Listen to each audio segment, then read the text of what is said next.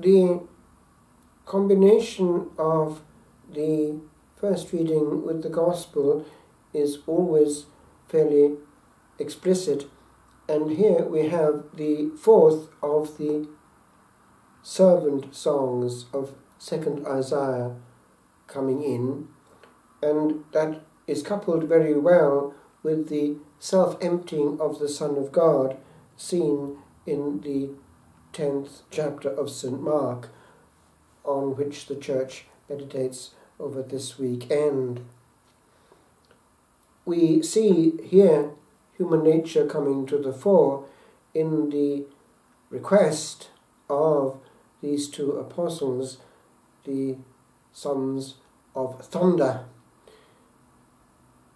It would seem that their mother was also behind the scenes, and it is probable that what was going on here is that the apostolic band was aware of the emerging primacy of Peter, and they were trying to avert this terrible disaster by having one on the left and one on the right when it came to the kingdom of the Lord, ousting out Peter from the place of central attention.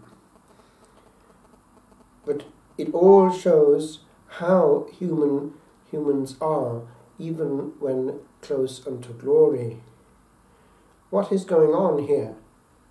It is not dissimilar to what went on before we humans came on the scene. We know that God, at the beginning of creation, in the first cycle of creation, creating beings outside himself, was creating beings also with the capacity to say yea or nay. And indeed, he did not want automata, there having the fullness of beatific vision. And so there was this test, and we see already there, embryonically, what we will see in all time to follow.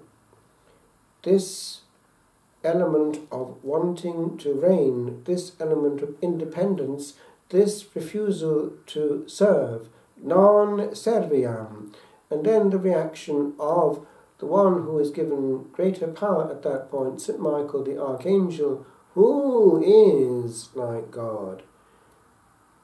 Quis ut Deus Michael, indicating that even though he does not in any way himself come into that central place, he is showing how the central place is to be seen. Who can be like the Maker? Who can be king? And what creature, even what brilliant creature, can pretend to reign? All is given, and the fundamental attitude of angel and human is the given. I receive. Je me reçois de Dieu. I receive myself from God. All that I have, even this breath of life, even this fraction of a second, I receive, and I have no right over it. The fundamental attitude of angel and human is that of receptivity and poverty, mendicity indeed. A mendicant is a beggar. We are beggars in the cosmos for one crumb of existence. To pretend is then to enter into the demon's game of owning and having rights. And in the case of the demons, it was irreversible because they had total awareness. And so, at that point, came into being the other realm. They had their kingdom, but we know what it was. And there they are, and their hatred of the Creator extends right through time ever after. And we are embroiled in the mesh because they are wanting us too, so as to reign over us, increase their negative glory, and increase their vengeance on the great King. So to participate in that fundamental sin which jarred the whole universe and gave us this unpleasantness in the harmony of the music of the spheres is to play the demon's game. We are not in any way to want glory. And it is so subtle that everyone, through all the echelons of human society, want glory. If we scratch a little bit, they may not show it, but it might be even within a small family feud. I am right, I have my rights, I will win. It's a small form of the original sin. The Lord shows what we're at. He places the whole discourse immediately on another level. Can you share the cup, the baptism? And we know what that means. The poterion, this chalice, is already an expression we find in the Old Testament. The Lord is my portion and cup. And this baptism, it would mean the total self-emptying, the kenosis, this rendering naught, which the Lord accepted by shedding glory.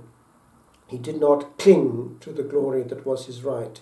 He became as one of us, and being made humbler yet, he accepted death, even death on the cross. He emptied himself, says St. Paul. And here he shows where true glory is, not in the eyes of men at all, at all, at all. And indeed, the more glory one has in this world, the more one is in danger of losing true glory. We have but to observe what glory and power does, either in the field of television and limelight-hood, stardom, pop music, or in that of political success, or again, perhaps, in other spheres, perhaps closer to us and more accessible to us, sport. It is excellent to excel, and I am a star because I can kick a ball. I wonder what the angels think of that, when the soul is not so well cared for. Glory is of a different order, and a priest is aware of that other order when he sees many a hidden gem with no glory in this world, but great fidelity before God. Hidden mothers of families, often of poor origin, who, against all the odds, hold the thing together, often badly treated. They have a glory which this world does not acknowledge and will not acknowledge on this side of time. And there again, this itch that we have to beatify people at funerals, is it to sit in the judgment seat of God? The less that happens, the better it is for the possibly suffering soul. What is the point of taking away the very thing they most need by beatifying them in our illicit eulogies, in our glorious funerals, when they might be roasting nicely down under? So the lesson is quite clear. The pattern is given, as it is also at the Last Supper. St. John shows how physically he served, and also after washing their feet he said, "If I, the Lord and Master, have done this, so you must do the same." And that model of service and humility, because it was a servant, a slave's job, washing the Master's feet, is something that we should take to heart. And indeed, our present Holy Father is giving us himself that model. By taking the name of Francis, he is also showing his desire to emphasize the purity and simplicity of the uncluttered gospel. And also by reacting against careerism and Vaticanism, that is, people always itching to talk about bishops and be bishops themselves and see what's going on in the higher echelons of the church. It's something alien to the spirit of the gospel, according to Pope Francis's heart, where the essence is charity and precisely humility and service. This wanting a career and standing on the shoulders of others to get it is something, again, very human. Titles, they're little tails that we wag, are they not? In purgatory, we have no titles. and in hell fewer still.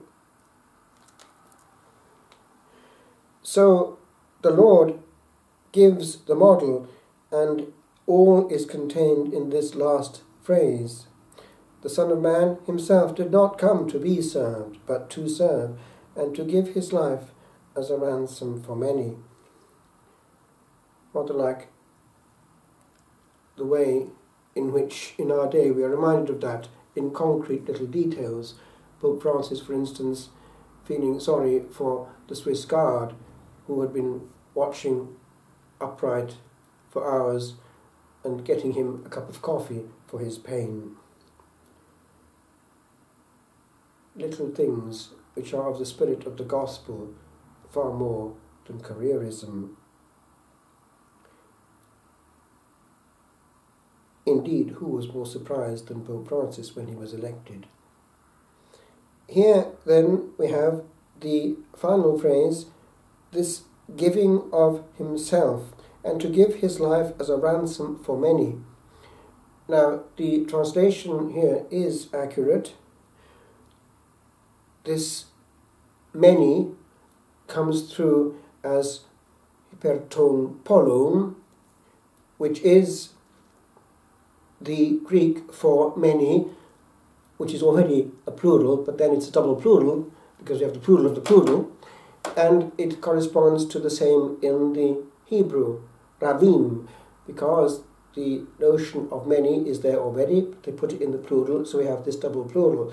And in the old translation of the words of institution in Wales, at the celebration of the Last Supper in Protestant circles, they maintained that by doubling the plural in Welsh, dros laweroedd, for many, for, that is, many, many. And so, rightly so, in publishing Liturgiam Authenticam,